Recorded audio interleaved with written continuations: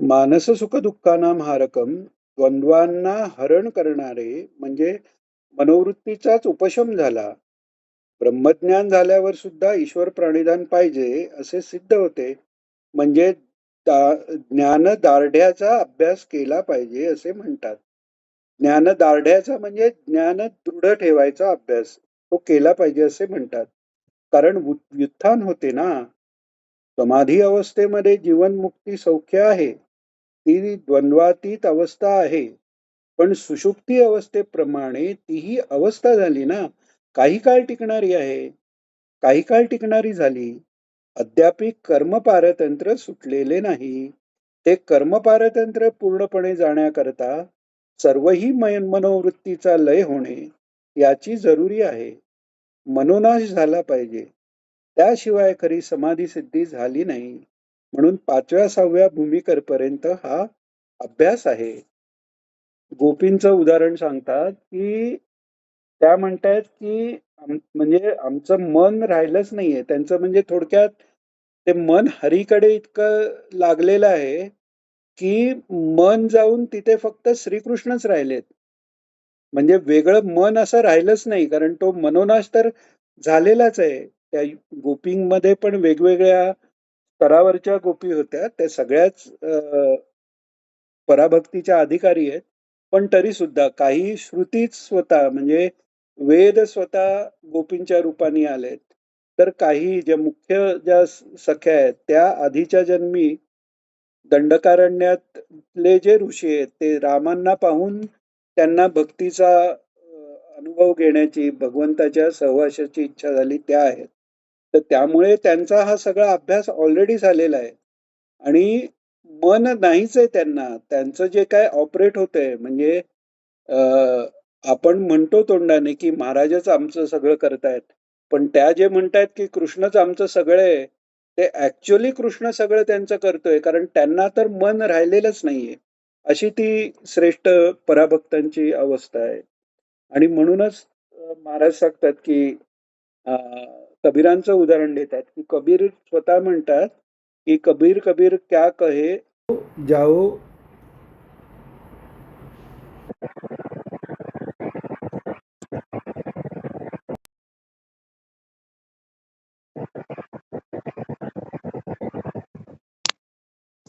हा म्हणून कबीरजी म्हणतात कबीर कबीर क्या कहे जाओ यमुना के तीर एक एक गोपी के प्रेम में बहे गए कोटी कबीर. एवढं ते प्रेम आहे म्हणजे ते त्या तिथे भगवंत आत बाहेर सगळीकडे जे काय ते नुसतं कृष्णच राहिलेलं आहे त्यांचा. कृष्णांचं स्मरण करताना जी मृच्छा यायची ती मृच्छा नसून समाधी अवस्थेत आहे. आता आहे ठीक. आता येतोय का बरोबर?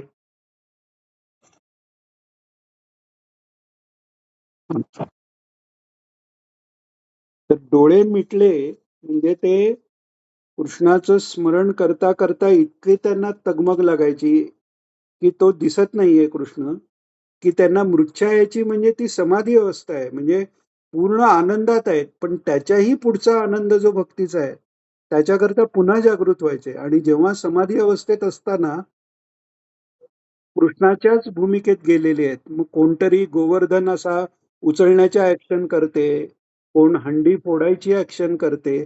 अशा त्या सगळ्या गोपींची अवस्था आहे. तर ती जी अवस्था आहे, मनोनाश तिकडे झालेला आहे. तर ते सांगतायत आता महाराज. म्हणजे म्हणून 5व्या व 6व्या भूमिकेपर्यंत फक्त हा अभ्यास आहे तो तिथपर्यंत आहे. आणि त्याच्या पुढे 7व्या भूमिकेवर गेलेला महात्मा कसा असतो याच्यासाठी आता सदाशिव ब्रह्मेंद्रांचं उदाहरण देत आहेत. 6व्या भूमिकेवर पर्यंत पोचलेल्यांचं सदाशिव ब्रह्मेंद्रांची गोष्ट सांगतात. ते 5व्या 6व्या भूमिकेपर्यंत गेलेले आहे होते. आधी मोठे विद्वान, नंतर योगी मोठे झालेले, ब्रह्मज्ञानी. पण ब्रह्मज्ञान झालेले असले तरी सुद्धा वित्तान दशा आहे. टिपू सुलतानाच्या वेळी ते होऊन गेले असं सांगतात. ते असेच एकदा बाहेर पडले. जंगलातून चाललेले होते. त्या ठिकाणी कोणी एक मुसलमान सरदार शिकारीला आला. त्याचे तंबू ठोकलेले होते. त्यात जनाना होता. यांना काहीच भान नाही, अंगावर वस्त्र नाही. एका तंबूतून आत शिरून दुसऱ्या बाजूनी बाहेर पडले. ते पाहिल्यावर तो मुसलमान सरदार रागावला आणि तलवार उपसून त्यांचे दोन्ही हात छाटून टाकले. तरी सुद्धा यांना काही भान नाही. त्याला मागाहून पश्चाताप झाला. त्यांच्या मागोमाग तो जाऊ लागला. एका झाडाजवळ आल्यावर हे थांबले. व्युत्थान होऊन त्यांनी डोळे उघडले. समोर त्या सरदाराला पाहून त्यांनी विचारले, का बाबा, कशाकरता आलास? तो म्हणाला, महाराज, माझ्याकडून अपराध झाला. मी आपले हात तोडले म्हणाले. हे म्हणाले, कुठे? काही नाही. दोन्ही हात आलेले आहेत. शृंगेरीच्या आचार्यांनी त्यांचे स्तोत्र केलेले आहे. त्यांची पूर्वीची अवस्था ही एका सुभाषितात वर्णन केलेली आहे. मोठे योगी होते, ज्ञान झालेले होते, तरी वासनाक्षयाचा अभ्यास पुढेही का चालू ठेवला पाहिजे हे पटवून देण्याकरता ही गोष्ट सांगतात. सदाशिव ब्रह्मेंद्र एकदा गावाबाहेर एका शेतात पडलेले होते म्हणतात. पण त्यांनी आपले डोके एका मातीच्या ढेकळावर ठेवले होते. गावातील काही मंडळी त्यावेळून इकडून तिकडे चालली होती. त्यांना बघून ती म्हणाली, हा योगी मनुष्य, याला उशाला कशाला पाहिजे? आता यांनी काय उशी आणली होती का? उशाला घरातली आपलं मातीच्या ढेकळावर डोकं ठेवलं होतं. तरी ते लोक बोललेच आणि पुढे गेले. यांनी ते बोलणे ऐकले वाटते. वृत्तीचा उपशम अद्यापि झालेला नव्हता. ते सबंध मातीचे ढेकूळ डोक्याखालचे यांनी काढून टाकले आणि तशीच मान अधांतरी ठेवून निजून राहिले. तेवढ्यात ती मंडळी तिकडून परत आली. त्यांनी यांना अशा अवस्थेत पाहून म्हणाली, याला एवढा तरी अभिमान कशाला पाहिजे? काय आम्ही एवढं बोललो तर काय झालं? म्हणजे उशाला घेतलं तरी चूक, न घेतलं तरी चूक. आचार्य म्हणतात, श्लाघावार वधुटीचे हे दास होतात. म्हणजे श्लाघावार वटुतीचे म्हणजे श्लाघ्यता म्हणजे लोकांचं अप्रुव्हल मिळणं. अश्लाघ्य म्हणजे लोकांच्या जे निंदे असतं त्याला अश्लाघ्य.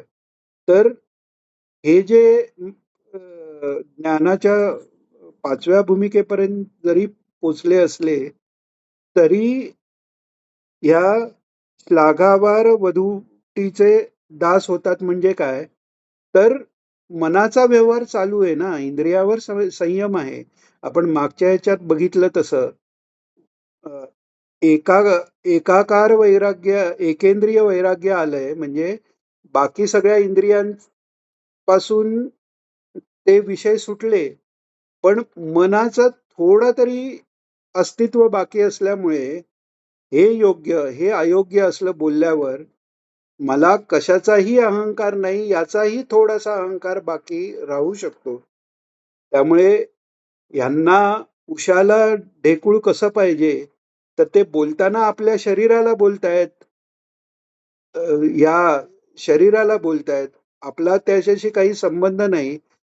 असं जर वरच्या अवस्थेचा महात्मा अवधूत जर असते, तर अवधूत दत्तात्रयांना त्याचं काही वाटलं नसतं. पण ह्यांना ते थोडंसं वाटलेलं आहे, की अरे खरंच उशी घेणं ही बरोबर नाही. पूर्ण जेव्हा आत्मस्थितीत आहे, तेव्हा तो सगळा जगताचा निराशच झालेला आहे. त्यामुळे उशी घेतली काय, न घेतली काय, कोणी घेतली, त्यांचा त्याच्याशी काही संबंधच राहत नाही. पण इथे थोडासा संबंध आहे, तर तेच या गोष्टीतनं सांगितलेलं आहे. त्यांना सुद्धा श्लाघा करून दाखवावेसे वाटते. पुढे काही नाही, ममताच नाही, शरीराचेही भान नाही, म्हणजे या भूमिकेपर्यंत गेलेले आहेत. तत्वसाक्षात्कार झालेला आहे, तरी सुद्धा अद्यापि प्रारब्ध कर्म आहे. उत्थान दशा होते आहे. आता त्या प्रारब्ध कर्माच्या वेळेला विवेक, वैराग्य, चिकित्सा, दार्ढ्यही असेल, पण मिथ्यात्व बुद्धी झाली पाहिजे ना. विवेक आहे म्हणजे हे योग्य आहे, हे अयोग्य आहे, अयोग्य ते टाळं, हेयोपायदय विवेक, अयोग्य टाकून द्यावं, योग्य ते घ्यावं, सदसत विवेक, सत तो मी आहे, असत मी नाही. हा जरी विवेक असला तरी हे असत आणि हे सत अशी जोपर्यंत भावना आहे तोपर्यंत तो जगदाभास मावळलेला नाही. जो लपोनी जगदाभासू दावी मग ग्रासू प्रकटाला करी म्हणताय. म्हणजे तो जगदाभास पूर्ण गेल्यावरच तो पूर्ण आनंदात सच्चिदानंद रूपात अवस्थित होतो महात्मा.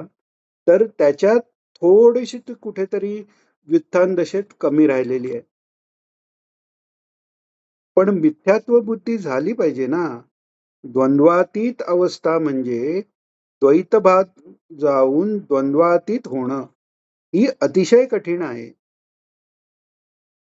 द्वैतभान होत असेल तर पुन्हा मनोवृत्ती तिथे गेली तर काय करायचे? काही सांगता येत नाही. आता हे काय करायचे काही सांगता येत नाही म्हणजे तिथे त्या अवस्थेपासून पुढे नेणारा हा परमात्मा सद्गुरु रूपानेच नेऊ शकतो. तिथे त्या जीवाला करण्यासारखं काही राहत नाही. कारण काही करायचं म्हटलं तर मी करतो ही भूमिका आली म्हणजे प्रगती होण्याऐवजी अधोगतीच व्हायची. असा तो अ, एक क्रिटिकल लेव्हल तिथे की तिथून फक्त सद्गुरूच पुढे नेतात. आणि अभ्यास आहे. अभ्यास, वैराग्य जरी पूर्ण समाधी लाभ झाला, तरी ते महात्मे जागृतावस्थेत परत तेच ग्रंथ वाचन आहे किंवा ग्रंथ सांगणं आहे, हे सगळं ते करत राहतात. म्हणून हा अभ्यास त्यांनाही सांगितला आहे. ईश्वर प्रणिधानाचा अभ्यास असला पाहिजे. ज्ञानाच्या वेळेला सुद्धा ईश्वर भक्तीची जरुरी आहे, असे शास्त्रकार सांगतात. म्हणजे मागे पण आपण पाहिलं, ईश्वर प्राणिधानात्वा म्हणून योगसूत्रकारही सांगतात आणि वेदांत शास्त्रचं ब्रह्मसूत्र याच्यातही ते आलेलंच आहे. इवन छांदोग्य उपनिषदाची सुरुवात अ, प्रणवाच्या पठणाने त्याच्या ध्यानाची आवश्यकता सांगून झालेली आहे. तर त्यामुळे ज्ञानमार्ग असो, योगमार्ग असो, भक्तिमार्ग असो, कर्ममार्ग असतो, नामस्मरणाला पर्याय नाही. आणि हे सगळे मार्ग, सगळा जो अभ्यास आहे, सगळा जो विचार आहे, तो विचार कशाकरता आहे, की बुद्धीची शुद्धी होत होत जाऊन तेवढं तेवढं नामस्मरण जास्त घडेल आणि त्या नामस्मरणापासून मुख्य स्वरूपानुसंधान जे आहे, मुख्य स्वरूपानुसंधान महाराजांनी जो ज्या श्लोकावर भाष्य केलेलं आपण वाचलेलं आहे सायक्लोस्टॉप मध्ये, की मुख्य स्वरूपानुसंधान वाया की जे मनशोधन देवगुरु सेवन सदाचरण अनासक्ते. मग देव आणि गुरूंचं सेवन आणि सदाचरण हे अनासक्तपणे करायचं. देव आणि गुरूंचं सेवन, गुरूंचं सेवन कसं आहे, तर भगवान जे सांगतात की तद्विधी प्रणिपातेन परिप्रश्नेन सेवया. खरी सेवा गुरूंची कशात आहे, तर गुरूंचं स्मरण करणं आणि वेदांत विषयक, परमात्म्या विषयक, ईश्वर कथा, सगुण निर्गुण परमात्म्याच्या विषयक, म्हणजे वेदांत हा निर्गुण निराकार परमात्मा झाला, त्याचा त्याचा अभ्यास झाला, त्याचं चिंतन झालं, तर सगळी पुराणात जे भागवत मुख्य जे महापुराण आहे, त्यात ईश्वराच्या, भगवंताच्या कथांचं अनुसंधान झालं. याच्याबद्दल पुन्हा प्रश्न करून, त्याच्याबद्दल पुनः पुन्हा प्रश्न करून पूर्ण ज्ञान होईपर्यंत परिप्रश्नेनं सेवया म्हटलेलं, ती सेवा आहे गुरूंची. तर ती करत राहणं, त्यांच्या वाङ्मयाचं चिंतन हे त्यांचाच सहवास आहे, तो घेत राहणं. तर ते सांगितलेलं आहे. म्हणून हा अभ्यास त्यांनी सांगितलेला आहे. ईश्वर प्रणिधानाचा अभ्यास असला पाहिजे. ज्ञानाच्या वेळेला सुद्धा ईश्वर भक्तीची जरुरी आहे, असे शास्त्रकार सांगतात. तर मानस सुख दुःखानां हारकम हे हरीचे स्वरूप आहे. आतापर्यंत केलेले ध्यान हे या वेळेपर्यंत चालू असले पाहिजे. पद्मपादाचार्यांनी आचार्य महाराजांना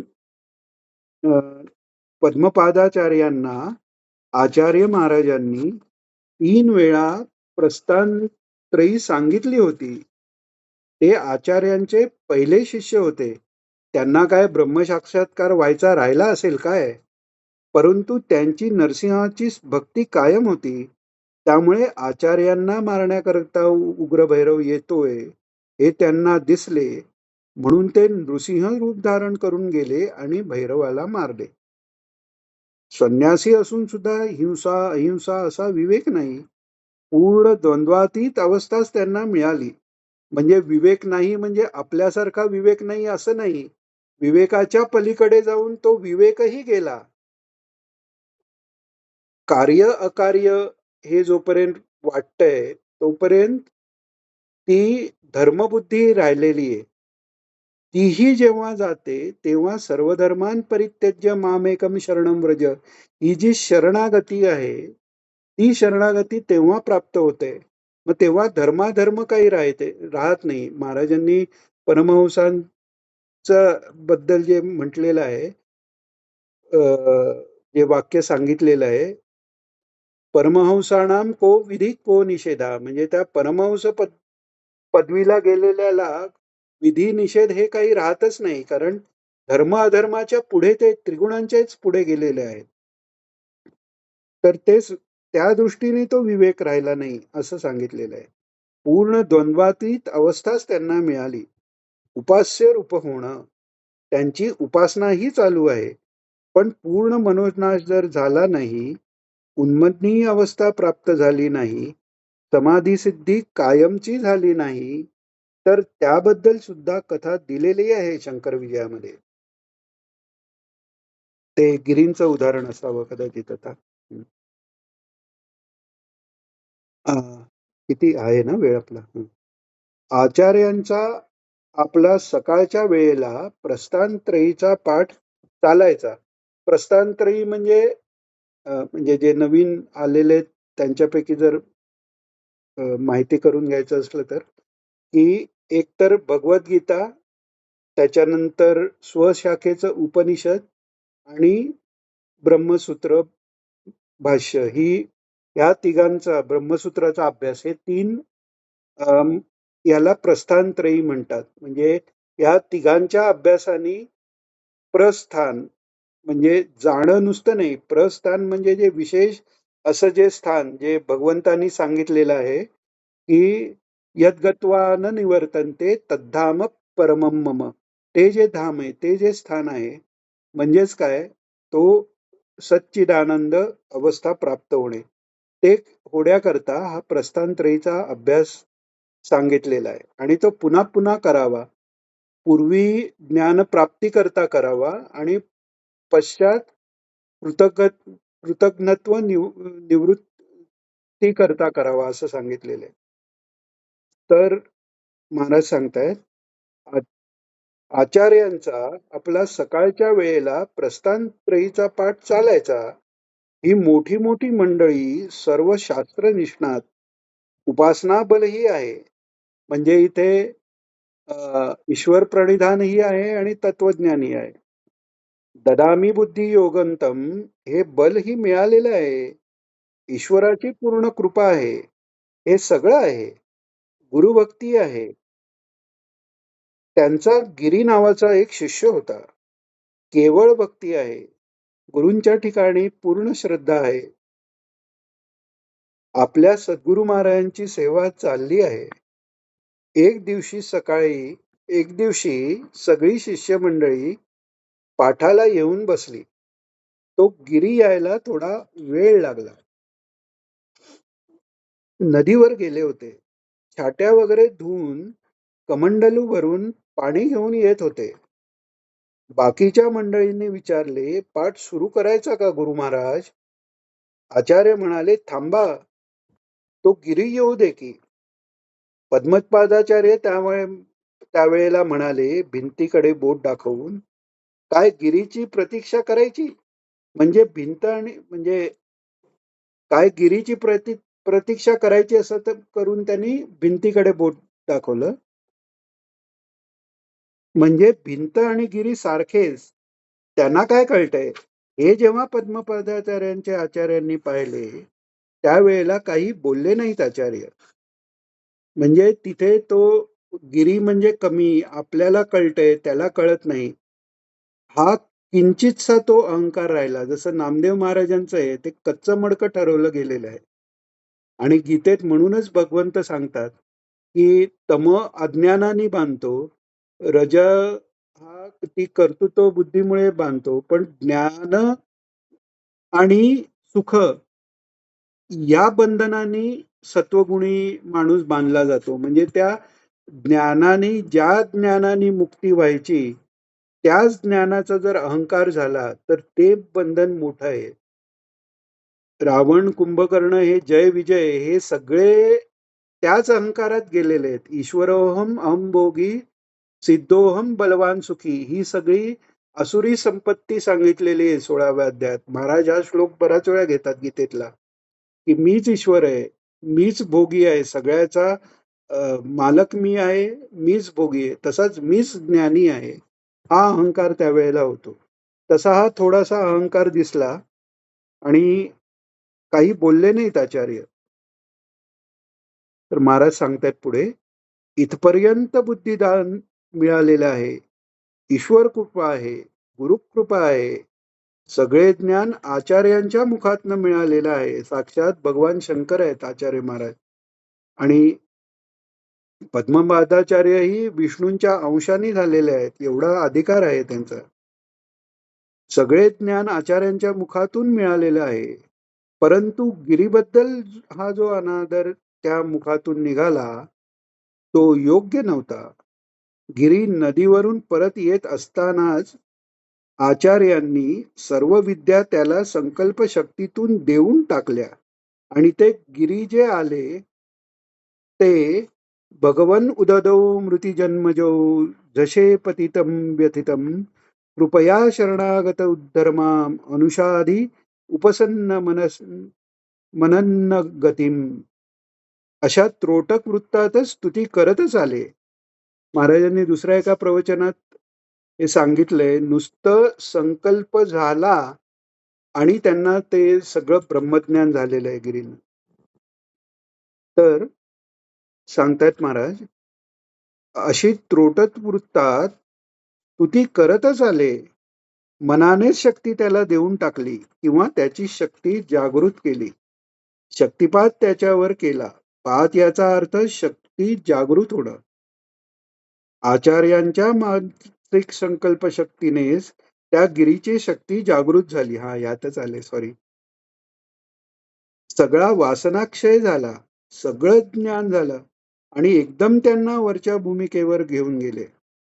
तर अशी ही लोकोत्तर गुरुशक्ती आहे. देवाने जरी बुद्धी दिलेली असली तरी सुद्धा सगळं कार्य चाललेलं आहे, अनुष्ठान चाललेलं आहे, पण उन्मनी भाव होऊ शकत नाही. मनामध्ये व्युत्थान दशेत असे विकार उत्पन्न होण्याचा संभव असतो. याकरताच भागवतात महाराजांनी सांगितलेलं आहे त्या ऋषभदेवांच्या उदाहरणात, की ऋषभदेवांना सगळ्या सिद्धी प्राप्त होतात आणि त्या ते स्वीकारत नाहीत. तर त्यावेळी परीक्षित राजा शुकाचार्य महाराजांना विचारतो, हे साक्षात विष्णूचे अवतार आहेत, ज्ञानी आहेत, मग त्यांनी सिद्धी स्वीकारल्या असत्या तर काय झालं असतं. तेव्हा शुकाचार्य महाराज त्यांना समजावून सांगतात, जे खरे ज्ञानी आहेत ते मनावर विश्वास ठेवत नाहीत. त्यामुळे त्या मनाला कधी त्या सिद्धींच्या इच्छा होईल हे सांगता येत नाही. या दृष्टीने त्या पूर्ण सिद्धीचा त्याग ऋषभदेवांनी केलेला आहे. म्हणून महाराज सांगतात, व्युत्थान दशेत असे विकार उत्पन्न होण्याचा संभव असतो. 7व्या भूमिकेपर्यंत जाईपर्यंत हे सर्व अभ्यास चालू राहिले पाहिजे. 7व्या भूमिकेत कायम उन्मनी अवस्था आहे आणि त्याच्याही पुढे अवतारी महात्म्यांची सहज अवस्था आहे, की त्यांना जागृती, स्वप्न, सुषुप्ती किंवा उन्मनी अशा अवस्थांचा संबंध नाही, कारण ते पूर्ण सच्चिदानंद स्वरूपच आहेत. त्यांना कोणत्या अवस्थांचा संबंधच येत नाही. पण बाकी योग्यांसाठी ही 7व्या भूमिकेपर्यंत जाणं त्याकरता आवश्यक आहे. 7व्या भूमिकेपर्यंत जाईपर्यंत हे सर्व अभ्यास चालू राहिले पाहिजेत. ते कार्य करायचे म्हणजे मानस सुख दुःखानां हारकम अजरूपम. अज म्हणजे न जन्मलेलं, म्हणजे पूर्वीपासून सदरूप जे आहे ते. हे कार्य शेवटपर्यंत चाललेलं आहे.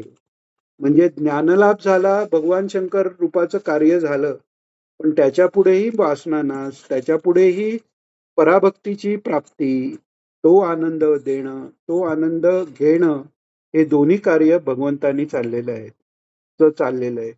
आपण एक पाहिलं तर शंकरांचे अवतार किंवा भगवती देवीचे अवतार, या अवतारात हेही भगवंताचेच अवतार आहेत. पण त्याच्यात पराभक्तचं उदाहरणं किंवा पराभक्तीची जी उदाहरणं आहेत, तशी काही सापडत नाहीत. याचं कारण असं आहे की ते भगवान स्वतःच्या रूपातच देणारे आहेत. हा. तर एक मिनिट मध्येच पान गेलं. हा. तर अजहारक रूपम हे कार्य शेवटपर्यंत चाललेलं आहे. क्लेश कर्म विपाकायशैः अपराविष्ट पुरुषविशेष ईश्वराः. म्हणजे क्लेश आत्मस्वरूपापासून बाहेर जे काही निघतं, सुख असेल, दुःख असेल, ते सगळे क्लेश. हे आपण पाहिलं योगसूत्राच्या अ, जे इंट्रोडक्शन ओळखीमध्ये. तसंच कर्म आणि कर्माचा विपाक, कर्मविपाक, या सगळ्याचा त्या पुरुषविशेषाशी, ईश्वराशी काहीही संबंध नाही. हा जीव आणि ईश्वरात फरक आहे. ईश्वर जरी शरीर घेऊन आला, तरी ते शरीर काय मायेचं नाहीये. मायेचं नसल्यामुळे त्याच्यात त्रिगुण नाही, पंचमहाभूत नाहीत, काही नाही. ते अखंड सच्चिदानंद आहे. त्याच्यात स्थूल, सूक्ष्म, कारण, महाकारण हाही फरक नाही. अन्नमय, प्राणमय, मनोमय, विज्ञानमय हाही फरक नाही. उपनिषदात असं आलेलं आहे की ईश्वराला वाटलं तर तो हाताने चालू शकतो, डोळ्यांनी चालू शकतो, पायानी पाहू शकतो. त्याला जे पाहिजे ते ते करू शकतो. कारण त्याच्या रूपात विविधता नाहीये. तो आपल्याला कळण्याकरता त्या रूपात दिसतोय. पण ते हा, काय कोण विचारतंय का? हा. तर ते रूप दिसत असतानाही एका वेळीच आकारात असतानाही तो निराकारही आहे आणि सर्वत्र व्यापकही आहे. म्हणून तर गुरुचरित्रात तो अ, अ, प्रसंग आलेला आहे की 7 रूप त्यांनी घेतलेत. 7 रूप ज्यांना घेता येतात त्यांना अनंत रूपही घेता येतात.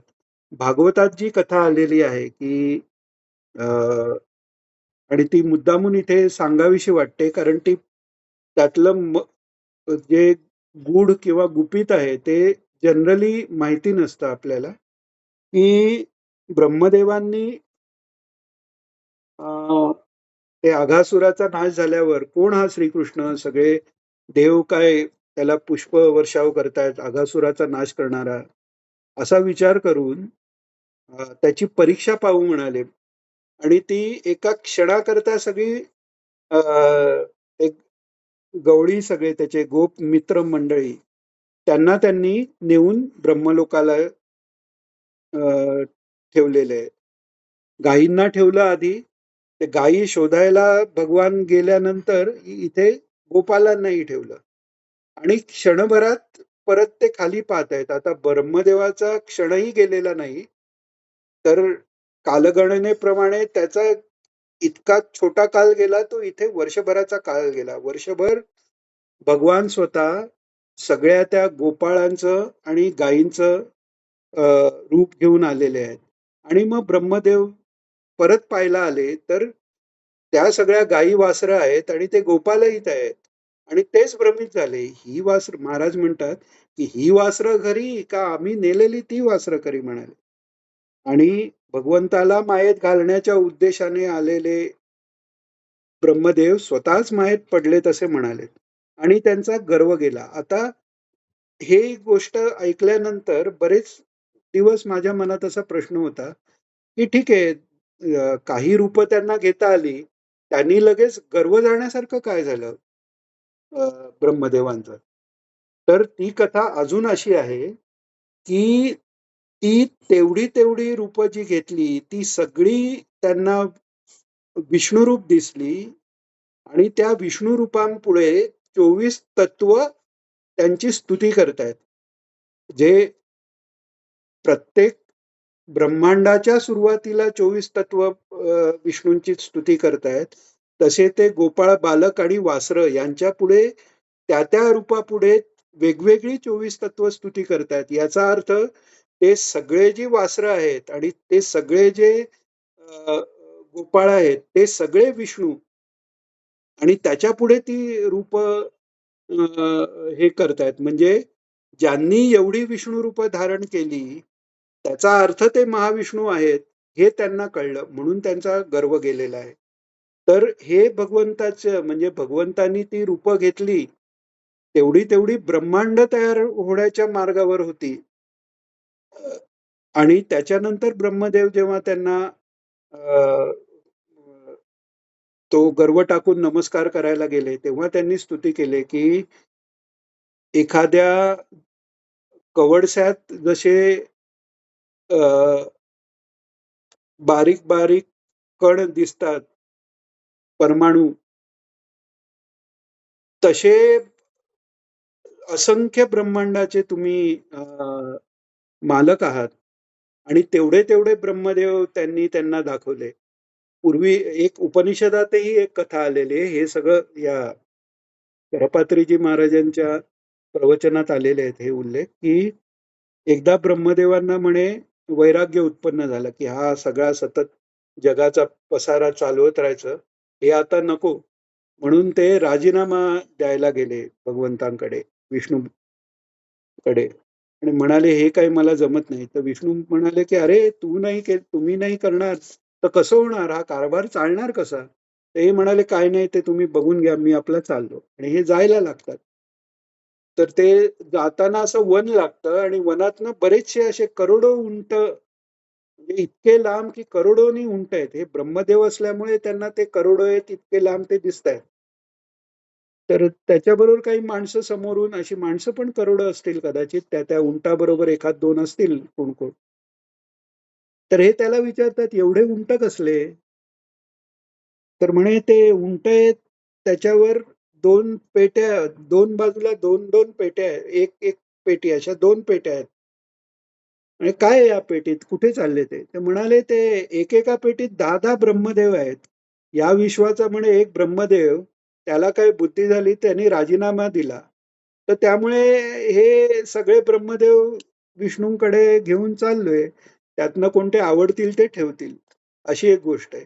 तर ते माफी मागायला जेव्हा ब्रह्मदेव आले, त्यापूर्वी भगवंतांच्या समोर ही तत्व दिसली. तसे त्यांना वेगवेगळे ब्रह्मदेवही दिसले. आता आपल्या या विश्वाचे ब्रह्मदेव मुखी आहेत. तर त्यांना अष्टमुखी, 16मुखी, 64मुखी असे वेगवेगळ्या मुखांचे म्हणजे त्यांच्यापेक्षा कितीतरी श्रेष्ठ असे ब्रह्मदेव पण त्यांना दिसले. म्हणून तो अहंकार त्यांचा गेलेला आहे. तर ही परमात्म शक्ती आहे. म्हणजे तर असे हे भगवान आहेत. त्यामुळे त्यांना क्लेश, कर्मविपाक याचा काहीही संबंध नाही. तर पुढे सांगतायत अ, महाराज, योगसूत्रकार म्हणतात काहीही संबंध नाही. पण हा संबंध ठेवला पाहिजे ना. शक्ती काहीतरी आहे. त्या शक्तीचे कार्य दाखवले पाहिजे. त्या शक्तीचा कार्यसंपादन करणारा जीवात्मा, जगाचा द्रष्टा, दृश्य हे सगळं एकदमच जाणार आहे. जोपर्यंत दृश्य आहे तोपर्यंत द्रष्टा ही भावना आहे. दिगंबराच्या पहिल्या शब्दाचा अर्थ आपण पाहताना प्रत्यक ब्रह्म जे म्हटलेलं आहे ते साक्षीरूप म्हटलेलं आहे. पण साक्ष ही कुठपर्यंत? जोपर्यंत दुसरं काही आहे तोपर्यंत साक्ष. पण तो जगदाभास गेला सगळा की ती दृश्यही नाही आणि त्यामुळे द्रष्टा असाही व्यवहार होऊ शकत नाही. मग तिथे जे उरतं ते सच्चिदानंद आत्मतत्व उरतं. तर अ, महाराज सांगतायत, या शक्तीचं कार्य संपादन करणारा जीवात्मा जगाचा द्रष्टा, दृश्य हे सगळं एकदमच जाणार आहे. हे जायचं म्हणजे कृपा पाहिजे ना. अभ्यास दशेमध्ये आणि ब्रह्मज्ञान झाल्यावर सुद्धा फलप्राप्तीला अंतराय येतात. म्हणून हरीचे कार्य त्यांनी दाखवलेलं आहे. आणि शेवटी प्रार्थना केलेली आहे. हे सच्चित सुखरूप म्हणजे सर्वभासक आहे, त्रिकालाबाधित आहे. इतर सर्व भासक त्रिकलाबाधित आनंदरूप आहे. कालमर्यादा नको आहे. त्याप्रमाणे नित्य प्रकाश असला पाहिजे आणि आनंदही असला पाहिजे. एवढीच अपेक्षा आहे. इथे प्रकाश म्हणजे बुद्धिप्रकाश आहे. तो मुख्य आहे. चित, सत म्हणजे त्रिकालाबाधित. सर्व कालात आहे, सर्व ठिकाणी आहे. टाइम, स्पेस, डायमेन्शन जिथे नाहीच. त्यामुळे तो त्रिकालाबाधित असा तो आहे आणि स्पेस किंवा दिशा सापेक्षही नाहीये. दिग्वत चांबरमेव व्यापक आहे. म्हणजे अंबरासारखा व्यापक म्हणजे फक्त तेवढाच नाही, त्याच्याही पलीकडे आहे तो. तर सच्चित हा 7 मिनिटं आहेत अजून. एक पॅराग्राफ कंप्लीट करू आपण. हे सच्चित सुखरूप म्हणजे सर्व भासक आहे, त्रिकालाबाधित आहे. इतर सर्व भासक त्रिकालाबाधित आनंदरूप आहे. म्हणजे इतर सर्वांचा हा भासक आहे. म्हणजे सगळं जे माया म्हणा किंवा त्याची लीला म्हणा, हे जे दिसते किंवा बुद्धी ही जी दिसते, तोही भासच आहे. पण ते भासवणारा कोण आहे? तर हा सच्चिदानंद भगवान विष्णू आहेत. आनंद रूप आहे. कालमर्यादा नको आहे. त्याप्रमाणे नित्य प्रकाश असला पाहिजे आणि आनंदही असला पाहिजे, एवढीच अपेक्षा आहे. आणि त्या मूलस्वरूपाच्या चिंतनामध्ये माझी बुद्धी राहावी आणि त्याचे ध्यान करता करता ही भेदावली सगळी दूर होते. म्हणून हा उपक्रम त्यांनी सांगितलेला आहे. ही भेदावली कोणती? म्हणजे व्यावहारिक भेदावली पण गेली आणि ईश्वर बुद्धी प्रकाश करणारा आहे, बुद्धीला मार्गावर नेणारा आहे, बुद्धिरूप आहे, त्या बुद्धीत परमात्म्याचं ज्ञान करून देणारा आहे आणि शेवटी बुद्धिनाश करणारा आहे म्हटल्यानंतर ती बुद्धीही गेली. त्यामुळे आधीच्या सगळ्या रूपांमधला भेद गेला आणि सर्वत्र एकच तो भगवान परमात्मा विष्णू याचा अर्थ सर्व व्यापक. विष म्हणजे व्यापणे असा तो राहिलेला आहे. म्हणून भेदावली ही सगळी दूर होते. म्हणून उपक्रमातही त्यांनी सांगितले आहे, जय सवितृ गजमुख नगतनये ईश हरे. म्हणजे ही वेगवेगळी नावं न घेता हे सगळं मिळून सुरुवातीलाही त्यांनी एकच नाव घेतलेलं आहे. आणि शेवटी उपसंहार करतानाही त्यांनी तेच सांगितलेले आहे. असे ध्यान केले आहे. पंचायतनाय म्हणजे ही अशी आहेत. एकच ईश्वर आहे, पण जीवांच्या करता ही भिन्न भिन्न कार्ये चालू आहेत. सृष्टीला जीवांचे कर्मही त्यांनी निमित्त कारणामध्ये मानले आहे. काल, कर्म आणि अविद्याशक्ती ही आहेतच. जीवाची कर्मे जर घेतली तर त्या कर्माप्रमाणे फल देण्याकरता हे सगळं कार्य चालू आहे. म्हणून असं जरी कर्म चालू असलं तरी त्यांचं सच्चित सुखरूपत्व कायम आहे. म्हणजे ही ईश्वर बुद्धीला प्रेरणा करतो, अमुक करतो, तमुक करतो. ह्यांनी आपल्याला असं वाटतं की ईश्वराला कर्तृत्व आहे. पण हे करत असतानाही ते कर्तृत्व रहित आपोआप होतंय. म्हणजे त्याला खरोखर कर्तृत्व नाहीये. हे आपोआप त्याच्याकडनं होतंय. हे कसं? तर जसं सूर्य उगवल्यावर आपल्याला उष्मा होतो, कमळ फुलतात, अ, पाणीची वाफ होऊन त्याच्या ढगात रूपांतर होतं. त्याची त्या सूर्या काही करतोय म्हणतोय का? नाही. त्याच्या केवळ उगवण्यानेच या सगळ्या गोष्टी आपोआप होतायत. तसं हे धरावं लागतं. तर उपक्रमातच हे दोन्ही वर्णन केलेले आहे. सॉरी पुढे गेलो का एकदम मी? हां. जीवाची कर्मे हे सगळे कार्य चालू आहे. म्हणून असं जरी कर्म चालू असलं, तरी त्याचं सच्चित सुखरूपत्व कायम आहे. आचार्य महाराजांनी सूत्रभाष्याच्या उपक्रमात हे दोन्ही वर्णन केलेले आहे. आता मला वाटतं हे थोडं पुढच्या वेळेला घेऊया का? कारण जरा जास्त कठीण झालेलं दिसतंय. कोणाला काही विचारायचंय यातलं काही समजलं नाही किंवा असं? काय?